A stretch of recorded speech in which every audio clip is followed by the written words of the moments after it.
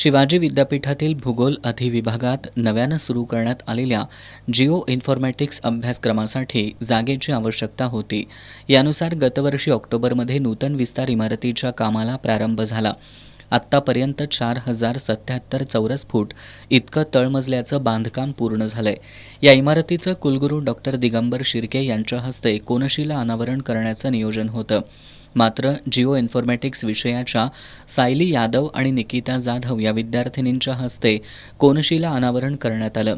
यावेळी कुलगुरू डॉक्टर शिर्के आणि कुलगुरू डॉक्टर पाटील यांनी इमारतीमध्ये फीत कापून प्रवेश केला.